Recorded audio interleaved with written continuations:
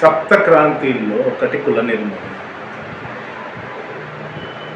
కుల నిర్మూలన ఎట్లా జరుగుతుంది, కుల నిర్మూలన ఎలా అనేది చాలా రకమైన తర్జన భర్జనలు, అవి చర్చాగోష్ఠులు, కులం పేరుతో మదమెక్కి కుల పోరాటాలు, ఇవన్నీ జరుగుతూనే వచ్చినాయి భారతదేశంలో. ఈ కులాన్ని నిర్మూలించడానికి చాలా రకమైన అడ్డుగోడలు మన సమాజంలో ఉన్నాయి. ఆ కులాన్ని నిర్మూలించడానికి ప్రధానమైన అడ్డుగోడ కులము. ప్రధానమైన అడ్డుగోడ ఏంటంటే, కులంలో ఒక వర్ణ వ్యవస్థని, ఒక కుల వ్యవస్థని, తరతరాలుగా వస్తున్న ఒక అవస్థని, ఒక బలమైన గోడలుగా కట్టుకున్న ఒక అవస్థని మనం కూలగొట్టే ప్రయత్నం చేస్తుంది. కూలగొట్టాలి.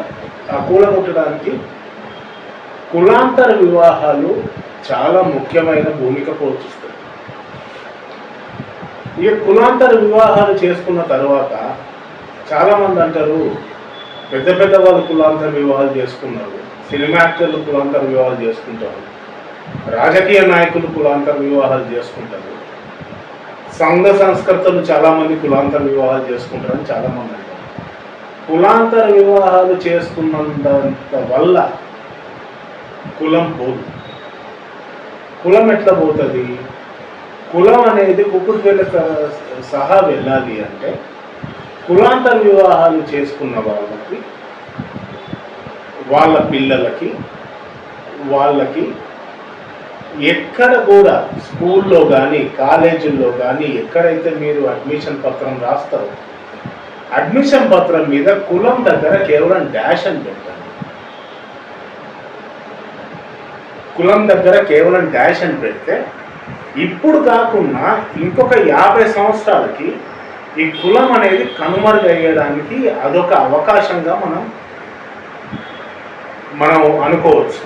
ఇంకోటి, ఇక మనం చాలామంది అంటారు, నువ్వు కులాల పోతే రిజర్వేషన్ ఎట్లా అంటారు. రిజర్వేషన్ కులాల ప్రాతిపదిక మీద ఉన్నదా, లేకుంటే వెనకబడ్డ తత్వ ప్రాతిపదిక మీద ఉన్నదా అనేది కొంచెం విశ్లేషించుకోవాల్సిన అవసరం మనకున్నది. ఇప్పుడు ఉదాహరణకి ఒక కులం, ఒక కులం అనే దాని బదులు నేను సామాజిక వర్గం అంటాను. ఒక వర్గాన్ని మీరు ఒక క్లస్టర్లో చేర్చాలి అంటే ఉదాహరణకి ఎస్సీలు, ఎస్టీలు, బీసీలు, బీసీ1, బీసీలు, ఇవన్నీ కొన్ని గ్రూప్స్. ఆ గ్రూప్స్ మన రాజ్యాంగ పరంగా ఆ గ్రూప్స్ కొన్ని ప్రత్యేకమైన ఫెసిలిటీస్ మన రాజ్యాంగం ఇచ్చింది. ఆ రాజ్యాంగంలో ఉన్న ఈ గ్రూప్స్ కింద మనకి ఒక అనెక్షర్ ఇచ్చింది. ఆ అనెక్షర్లో ఉన్న కులాలకే ఇవి వర్తిస్తాయి. ఆ అనెక్షర్లో కులాంతర వివాహితుల పిల్లలకు కూడా మీరు ఒక ప్రత్యేక హోదా కల్పిస్తే ఈ కులం అనేది నిర్మూలించడానికి ప్రభుత్వం మనకి ప్రోత్సాహం ఇచ్చినట్టుగా మనం భావించవచ్చు. ఇంకోటి, చాలామంది ఒక విషయాన్ని క్షుణ్ణంగా అర్థం చేసుకోరు. ఏమర్థం చేసుకోరంటే, కులము మనకు పెట్టేదేం లేదు. ఏ కులమైనా కూడా మనకు పెట్టేదేం లేదు. కులం అనేది మనకు రేపొద్దున అన్నం పెట్టారు. అన్నం పెట్టేది కేవలం మన చెమటని. అన్నం పెట్టారు. అన్నం పెట్టని దాని గురించి మనకు ఎందుకు ఇంత పాపులాడనో నాకు ఇంతవరకు అర్థం కాదు. ఇప్పుడు ఏదన్నా దానివల్ల ఏం లాభం లేదు. సరే, సంఘటితం అవుతున్నారా? అది లేదు. ఇప్పుడు ఒక కులం కానీ సంఘటితం అవుతే సమాజంలో, మా కులాన్ని బీసీలో చేర్చాలి, మా కులాన్ని ఎస్సీలో చేర్చాలి, మా కులానికి ఈ రకమైన గుర్తింపు కావాలి అని పోరాటాలు ఉన్నాయి.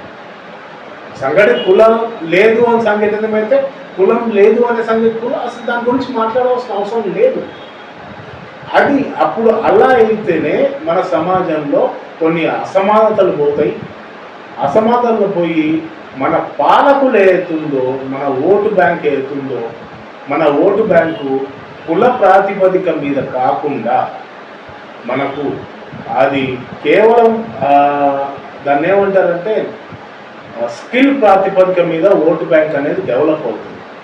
ఓటు బ్యాంక్ అనేది నైపుణ్య ప్రాతిపదిక మీద ఓటు బ్యాంక్ డెవలప్ అయినప్పుడు నైపుణ్యం పెంచుకోవడానికి మన ప్రజలు దోహదపడతారు. నైపుణ్యం పెంచితే ఆటోమేటిక్గా దేశ ఆర్థిక వ్యవస్థ బలపడుతుందని నాకు గట్టి నమ్మకం. ఈ నమ్మకాన్ని వమ్ము చేస్తుంటూ, ఈ నమ్మకాన్ని బలపరుస్తూ, వేరే నమ్మకాలను కుల సమీకరణలను మేము వమ్ము చేస్తూ, ఈ నమ్మకాన్ని బలపరుస్తూ నో క్యాస్ట్ ఇండియా అనే ఒక సంస్థను మేము స్థాపించాం. నో క్యాస్ట్ ఇండియాలో కులాంతర వివాహాలు చేసుకున్న జంటలకి ఒక చక్కటి ప్లాట్ఫారం ఒకటి మేము దాన్ని పెంపొందించాం. ఆ ప్లాట్ఫారంలో కులాంతర వివాహితుల పిల్లలు వీళ్ళందరినీ మేము కలిసికట్టుగా ఒక కుటుంబంగా మేము భావిస్తాం. ప్రతి కులాంతర వివాహం చేసుకున్న జంటలకి మేము వాళ్ళకు తోడుగా ఉంటాం. వాళ్ళ ఫ్యామిలీ కౌన్సిలింగ్ చేస్తాం. వాళ్ళ బర్త్డేలకి వాళ్ళ మ్యారేజ్ డేలకి బర్త్డేలకి ఇంటర్ క్యాస్ట్ మ్యారేజ్ చేసి కొన్ని సంస్థలు వదిలేస్తాయి, మీ బతుకు మీరు బతకండి అని. అలా కాకుండా మీ జీవితంలో ఏమన్నా ఒడిదుడుకులు వస్తున్నాయా, జీవితంలో ఎలా సాఫీగా జీవితం సాగుతుందా అనేది ఈ సామాజిక శ్రేయస్సుకు దోహదపడే అన్ని రకాల సహాయ సహకారాలు మేము వాళ్ళకి వెన్నుండి నడిపిస్తాం. మాకు కావాల్సింది నో క్యాస్ట్ ఇండియాలో ఎవరైతే మెంబర్స్ అవుతారో మాకు కావాల్సింది ఒక్కటే, వాళ్ళు కులం అనేదానికి వ్యతిరేకం, కులం లేకుండా ఉండాలి.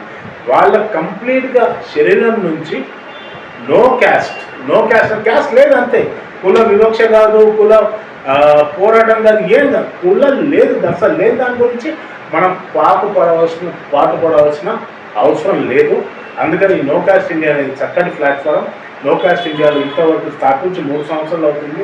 3 సంవత్సరాల్లో దాదాపు మేము ఒక 55-60 పెళ్లిల వరకు చేశాం. అందరూ చక్కగా ఉన్నారు. ఇంకోటి, మాకు ఈ నో క్యాస్ట్ ఇండియా స్థాపించడానికి స్ఫూర్తి దాదాపు ఒక 50 సంవత్సరాల క్రితం ఏర్పడ్డ ఒక సంస్థ. ఆ సంస్థ స్ఫూర్తితోటే ఈ నో క్యాస్ట్ ఇండియా మేము పెంపొందించాం. ఈ నో క్యాస్ట్ ఇండియాలో కేవలం వాళ్ళు ఏ వృత్తిలో ఉన్నా, ఏ సామాజిక స్థాయిలో ఉన్నా మా నో క్యాస్ట్ ఇండియా ఒకటే ఎలిజిబిలిటీ ఏంటంటే వాళ్ళు బిర్లా నుంచి నేను పేరు చెప్తున్నా, అతి సంపన్నుల నుంచి అతి పేదవాని వరకు వాళ్ళు ఏ వృత్తిలో ఉన్నా పర్వాలేదు, కేవలం కులం మాత్రం వాళ్ళకి లేకపోతే సరిపోతుంది. అది మా నో క్యాస్ట్ ఇండియా ముఖ్య ఉద్దేశం.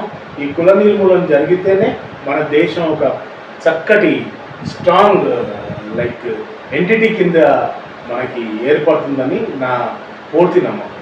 నమస్కారం.